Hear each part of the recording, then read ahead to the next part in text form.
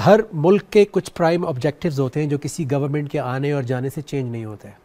सो आपको लगता है कि जो मेहनत इतनी कर दी है आपने, हम तो सब दिल से चाहते हैं कि आपको पूरा टाइम मिले कि आप इसको कामयाबी के साथ अपने मंजिल तक पहुंचते हुए देखें, लेकिन क्या ये आपने ऐसा सिस्टम बना दिया है कि कोई भी गवर्नमेंट आएगी वो इसको हाथ नहीं लगाएगी क्योंकि ये नौजवान पाकिस्तान है?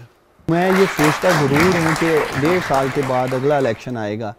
एक तो मैं आपके प्रोग्राम से ये जो नौजवान यहाँ बैठे हैं जो मुझे सुन रहे हैं, मैं इन्हें ये कहना चाहूँगा कि ये वोट करने ज़रूर निकलें।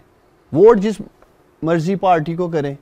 अभी जो लास्ट इलेक्शन था 2018 का, उसमें 30% यूथ आई थी बाहर, 100 में से, और 70% वो थे जो आपके यूथ एज के ऊपर के पाकिस्तानी सिटीज़न थे। वेयर एज 70% यूथ बाहर आनी चाहिए थी। जितनी बड़ी तादाद है, जैसे मैंने आपको कहा है कि 68% आबादी पाकिस्तान की नौजवानों पर मुश्तमिल है।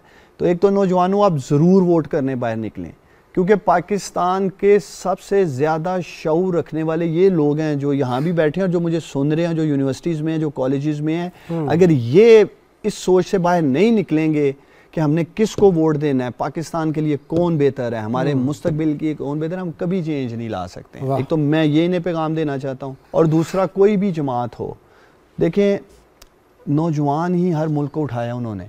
चाइना को देखें, सिंगापुर को देखें, हर वो मुल्क जिसने तरक्की की है उसने अपनी यूथ पे डेवलपमेंट की है।